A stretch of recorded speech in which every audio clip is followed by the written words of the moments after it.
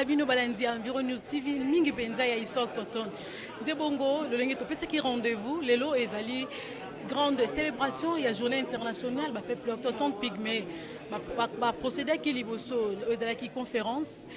Dans ma conférence, les ezali grande célébration ma solo ba peuple autochtone bazana ngo na bakonzi ya mboka pona ko tala mai o etali bango. De bongo toujours ba interview, toujours solo la penza ba peuple autochtone topé na bato oyo ba accompagner ka bango na mosala oyo munene bazali ko sala lenge kan ezali ko tambola. Monsieur le représentant du directeur de cabinet adjoint du chef de l'État en charge du progrès social, Monsieur le secrétaire général aux affaires coutumières et tutelle de la direction en charge des peuples autochtones, Monsieur le délégué des ministères, membres du gouvernement en charge et en lien à question des peuples autochtones ici représentés, Messieurs et chers partenaires engagés aux questions des peuples autochtones, chers acteurs de la société civile, chers alliés et représentants des confessions religieuses engagés sur la question des peuples autochtones, Monsieur l'ambassadeur des peuples autochtones au sein de la communauté économique des États d'Afrique centrale CAC, chères sœurs et frères autochtones, au nom des peuples autochtones de la République démocratique du Congo, dont les estimations actuelles oscillent à plus ou moins 1 million d'âmes, localisées actuellement dans 21 provinces des 26 provinces de la RDC, réunies au sein de leurs structures représentatives, dont les principaux de ces réseaux, la dynamique des groupes de peuples autochtones pygmées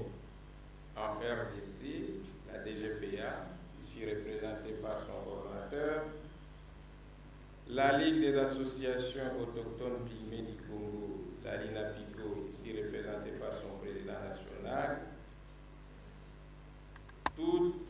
ces réseaux et organisations ici représentées réunies au sein de la plateforme nationale dénommée Réseau des populations autochtones et locales pour la gestion durable des écosystèmes forestiers en République démocratique du Congo, REPALEF en sigle, nous vous souhaitons la bienvenue dans ces beaux cadres de la salle Virunga. En tant que citoyens congolais, nous avons le devoir patriotique de rendre hommage à notre Dieu, maître des temps et des circonstances, à nos ancêtres, à notre président de la République, chef de l'État, son Excellence Félix Antoine Tshisekedi, pour cette occasion qui nous est offerte. Nous célébrons, Excellence, cette 27e journée avec d'une part l'émotion et d'autre part la joie. L'émotion, Excellence, et là nous allons solliciter votre auguste bienveillance, de penser à ceux-là qui nous ont quittés l'année 2021 par rapport à l'année 2020. Nous avons perdu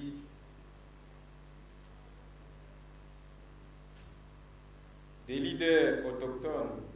des membres autochtones et des alliés autochtones. L'année 2021, nous pensons à cela, à nos frères qui ont connu des problèmes à Ituri et bien d'autres Congolais, nos frères pygmées, dans les territoires d'Irumu, nos frères à Monkoto dans la province de Chouapa, notre leader Bola, qui est même le fondateur de ce groupe folklorique Excellence qui vient de vous honorer pour votre accueil ici. Les autochtones ne sont pas ingrats, ils connaissent les efforts du gouvernement. Nous devons profiter de cette occasion pour penser à un allié de taille que nous avons perdu au sein de votre ministère, Excellence. Je cite le ministre Harold Michel Ngouzi-Meya, des ministres délégués en charge des affaires coutumières. Sous votre autorisation, Excellence, pour honorer ces mémoires, nous sollicitons votre auguste pour une minute de silence.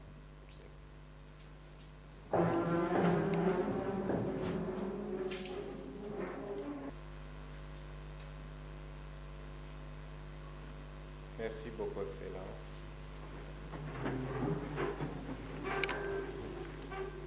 La joie dans le sens, à côté de l'émotion, il y a la joie. Marquée, Excellence, par le bon parcours du processus de la reconnaissance légale avec l'adoption le 7 avril de cette année de la proposition de loi portant protection et promotion des droits des peuples autochtones dont votre ministère a porté cœur et qui a été même l'un des messages clés de son Excellence Président de la République prononcé à la 26e édition 2020 de la JIPA, qu'il s'engage à faire aboutir cette proposition de loi jusqu'à sa promulgation. L'étape actuelle, c'est la proposition de loi est au niveau du Sénat et nous devons, les autochtones qui sont ici, reconnaître déjà la matérialisation progressive de ces engagements de son Excellence, Monsieur le Président de la République, d'applaudir.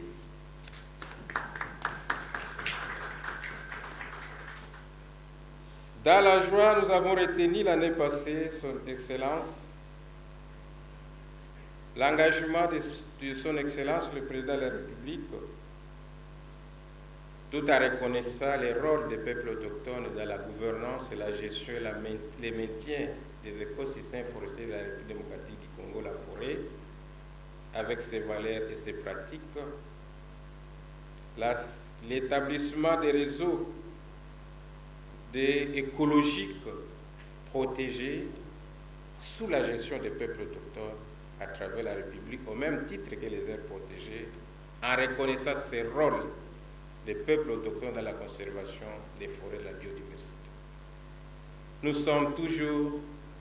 avec espoir que cet autre engagement, Excellence, sera matérialisé. Nous profitons de cette occasion, Excellence, pour encore dans ces paniers de la joie, vous présenter encore une victoire au sein de la sous-région, où les sommets des chefs d'État de la communauté économique des États d'Afrique centrale vient de décider en juillet 2021 sur l'institutionnalisation du FIPAC, le Forum international du peuple autochtone d'Afrique centrale. Ces décisions signées par le président en exercice de la CAC, son Excellence Denis Sassou Nguesso, et dont la copie, à cette occasion, Excellence, nous avons pensé vous le permettre.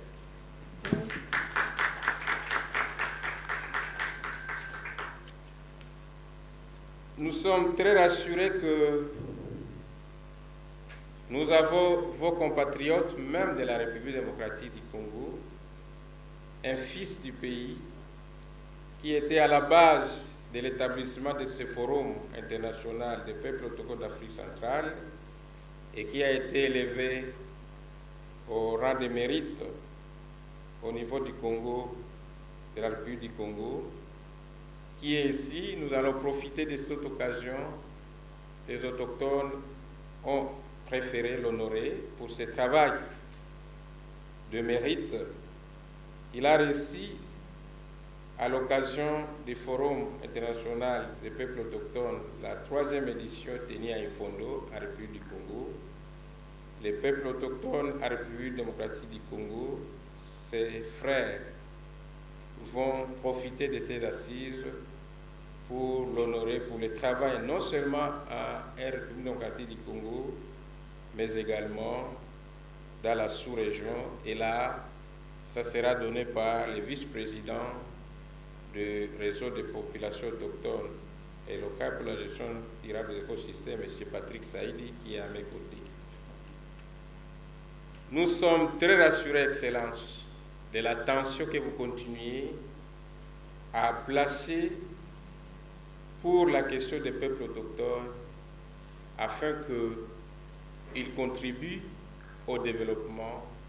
de notre pays, de par les rôles de la conservation et le développement de notre patrimoine commun, les écosystèmes forestiers de la République démocratique du Congo. Nos collègues d'INAPICO et de DGPA, à travers leurs allocutions, vont profiter pour encore renforcer et matérialiser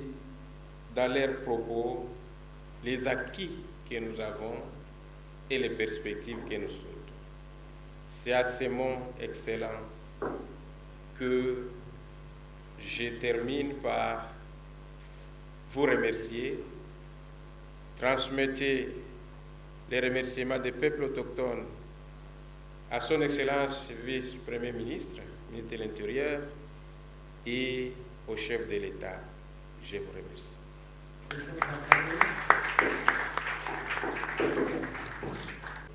Je ferai un effort d'être bref, parce que beaucoup de choses ont été dites par le président du conseil d'administration de l'Europe. Excellences, Messieurs le vice-ministre de l'Intérieur, Sécurité et Décentralisation et Affaires coutumières, Mesdames et Messieurs membres du gouvernement, Monsieur le représentant du directeur des cabinets adjoints du chef de l'État, Madame la représentante du président du Sénat, chers partenaires au niveau national et international,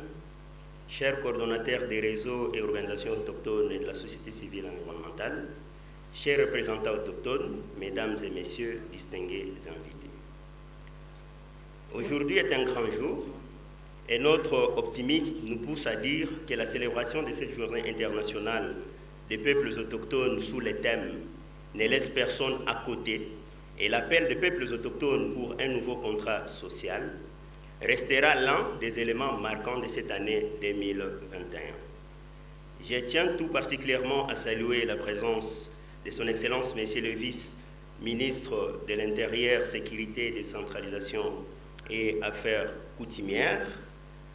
pendant ces assises, vous tous ici qui ont répondu présents malgré le contexte difficile nous imposé par la pandémie de la COVID-19. La célébration de la journée internationale dédiée aux peuples autochtones par les Nations Unies offre une opportunité unique pour l'évaluation des avancées et efforts entrepris par les gouvernements en faveur des peuples autochtones pygmées à ce qui concerne la RDC. De ces faits, nous profitons de cette célébration consacrée à l'évaluation et à la définition d'une nouvelle feuille de route entre le peuple autochtone pygmée et l'État congolais pour l'année 2022, pour présenter nos sincères remerciements à l'État congolais à travers ses institutions à savoir l'Assemblée nationale et le Sénat, pour l'adoption de la loi portant protection et promotion des droits des peuples autochtones. Il est évident qu'il y a encore des choses à faire à ce qui concerne la protection des droits des peuples autochtones, la sécurisation de leurs terroirs ancestraux, la promotion de leurs cultures et savoirs endogènes, l'amélioration de leurs conditions de vie, l'accès à l'éducation et à la santé, l'accès à la justice et à l'établissement de la paix sociale en résolvant les multiples conflits fonciers et coutumiers auxquels ils font face depuis des années. L'un des moyens pour donner une réponse aux défis cités si haut est la mise en œuvre effective de la loi portant protection et promotion des droits des peuples autochtones pygmées après sa promulgation par le chef de l'État. Nous nous réjouissons de la présence de son Excellence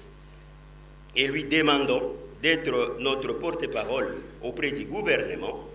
concernant la protection des droits des peuples autochtones, la sécurisation de leurs terres ancestrales, la promotion de leurs cultures et savoirs endogènes,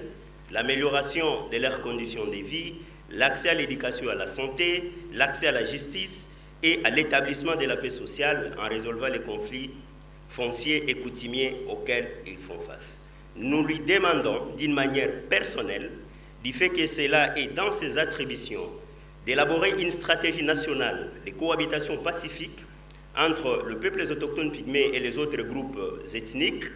tout en trouvant des solutions durables pour le cas des massacres qu'a connu les peuples autochtones pygmées à Nirumu,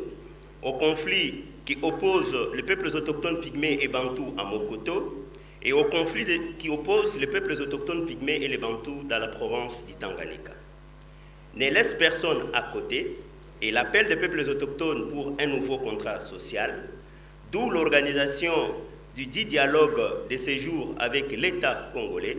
afin de définir les stratégies qui doivent constituer ce nouveau contrat social que les peuples autochtones pygmées attendent de l'État congolais, j'ai dit. Merci beaucoup.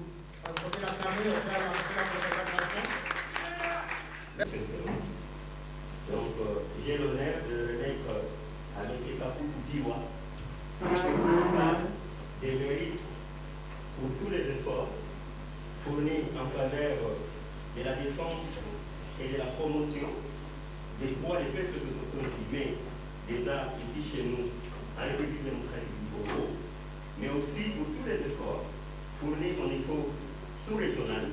ainsi qu'international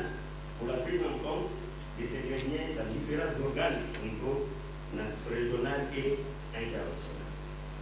En titre de vice-président du palais, qui est le grand réseau, le réseau des réseaux, j'ai l'honneur de vous remettre votre certificat si l'assistance peut m'accompagner avec les applaudissements.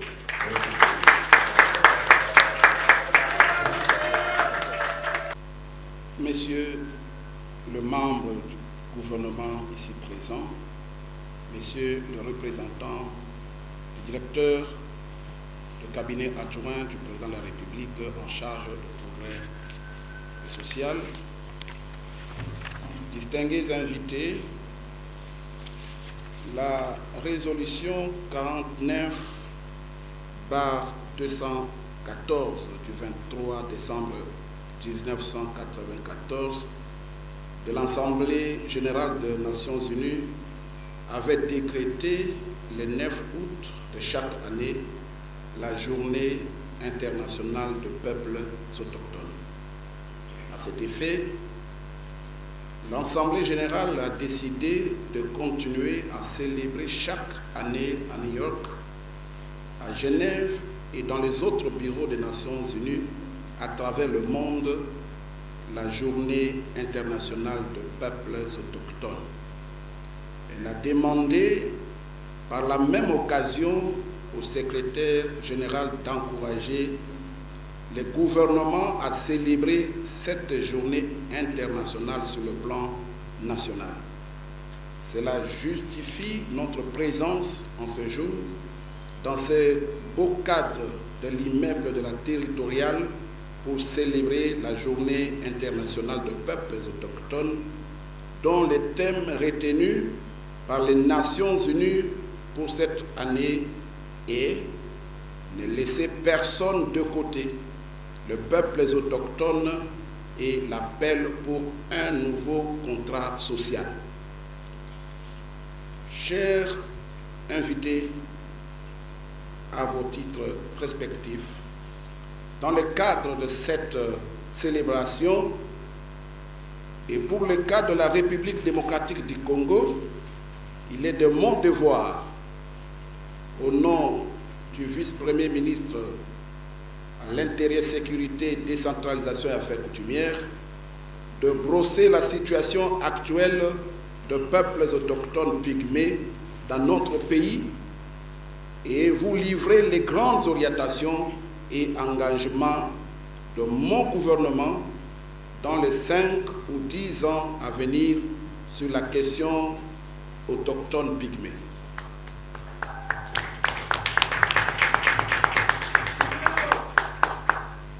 De la situation actuelle de peuples autochtones pygmées en République démocratique du Congo. La situation actuelle de peuples autochtones pygmées est caractérisée par la discrimination et la marginalisation systématique dans l'accès aux services sociaux de base, par l'assujettissement à des groupes dominants, par la privation de droits de possession coutumière et l'exclusion de longue date dans la gestion de la chose publique. À cela s'ajoute le manque des opportunités économiques en leur faveur, la pauvreté abjecte, la dépossession et leur exclusion sur leurs terres ancestrales et les carences dans les lois et politiques publiques, des innovations prenant en compte leur mode de vie, pratiques traditionnelles, terres ancestrales et savoirs endogènes. Des éléments qui ont contribué à la mise à l'écart des autochtones pygmées dans le développement de la société congolaise, impacté négativement l'identité des autochtones pygmées et affaibli les liens physiques, culturels et spirituels de peuples autochtones pygmées avec leurs terres ancestrales. D'un point de vue général, il est évident que les peuples autochtones pygmées sont confrontés à plusieurs problèmes d'ordre politique, économique, social, culturel et même éthique. Leurs problèmes extrêmement complexes se situent à plusieurs niveaux. Qu'il s'agisse de grands enjeux de l'heure liés à l'environnement, au changement climatique, au développement durable, à la vulnérabilité de l'homme face aux aléas climatiques, à leur qualité de vie, aux droits humains, à l'expropriation de leurs terres ancestrales, etc. Tous ces problèmes semblent être influencés par l'orientation de politique nationale, le non-respect de droits universels et mesures de protection des peuples autochtones tels que prônés par les textes juridiques internationaux et régionaux ratifiés par l'État congolais, le non-respect des engagements internationaux justifiant leur non-prise en compte effective par certains programmes de développement découlant des accords bilatéraux ou multilatéraux. Malgré ce tableau peu réjouissant, nous confirmons ici qu'il y a déjà beaucoup d'efforts qui ont été fournis par les gouvernements précédents en vue de garantir la jouissance de droits fondamentaux à l'égard des autochtones pygmées et la promotion de leur culture et savoir traditionnels. Cela n'exclut pas l'impérieuse nécessité de mettre en place des cadres politiques et juridiques dans tous les secteurs de la vie nationale, susceptible de résorber tous ces problèmes et défis auxquels font face les autochtones pygmées et favoriser leur intégration définitive dans la vie nationale. Chers membres du gouvernement, chers représentants du directeur du cabinet adjoint du chef de l'État, distingués invités, de grandes orientations et engagements de mon gouvernement dans les 5 ans à venir sur la question autochtone pygmée. Tout d'abord, il est important de savoir que la République démocratique du Congo est partie prenante de la Déclaration des Nations Unies sur les droits des peuples autochtones qu'elle avait signée en septembre 2007. Un engagement pris au niveau international par notre pays et qu'on est appelé à concrétiser à travers la protection des droits des peuples autochtones pygmées, la promotion de leurs pratiques traditionnelles et la sécurisation de leurs terres ancestrales. De ce fait, pendant les 5 ou 10 ans à venir, mon peuple s'engage à promulguer une loi en République démocratique du Congo relative à la promotion et à la protection des peuples autochtones pygmées. Je disais, de ce fait, pendant les 5 ans ou les 10 ans à venir, mon peuple s'engage à promulguer une loi en République démocratique du Congo relative à la promotion et à la protection des peuples autochtones pygmées et de veiller à sa mise en œuvre effective par toutes les entités du pays. Développer un fonds national susceptible de garantir le développement durable et intégral des autochtones pygmées et leur intégration définitive dans la vie nationale.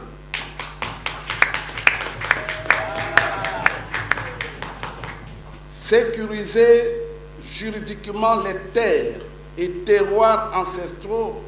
des autochtones pygmées sous forme de grandes réserves naturelles et écologiques afin de protéger leur identité et mode de vie traditionnel. Garantir la prise en compte du mode de vie, pratiques traditionnelles, droits fonciers, coutumiers, les terres ancestrales et savoirs endogènes de peuples autochtones pygmées dans tous les secteurs de la vie nationale, notamment aménagement du territoire, foncier, forestier, minier, agricole.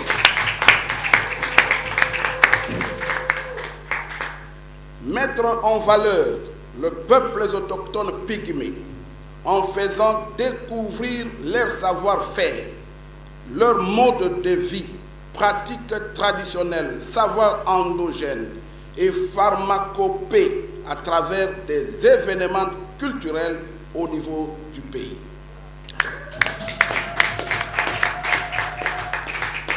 Enfin, travailler pour l'inscription de peuples autochtones pygmées et l'ensemble de leur culture au patrimoine national. Chers membres du gouvernement, chers représentants du directeur du cabinet adjoint du chef de l'État, membres distingués invités, sur cette ligne, j'invite les organisations autochtones pygmées, celles qui les accompagnent, ainsi que les partenaires au développement, de se joindre à nous.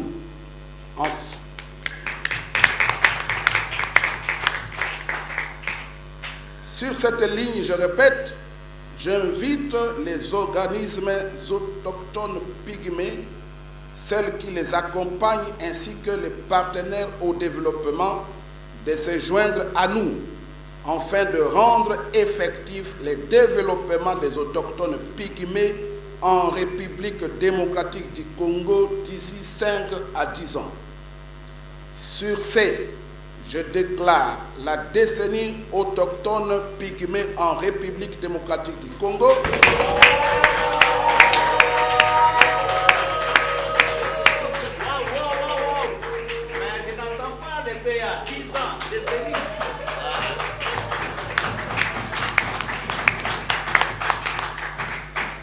Pour terminer, je déclare la décennie autochtone pygmée en République démocratique du Congo et souhaite que vous puissiez capitaliser la journée d'aujourd'hui pour identifier les axes prioritaires qui vont accompagner ces engagements.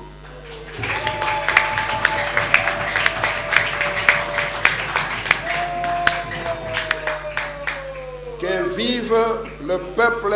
autochtone pygmée de la République démocratique du Congo, que vive la République démocratique du Congo, notre cher et beau pays, que Dieu vous bénisse.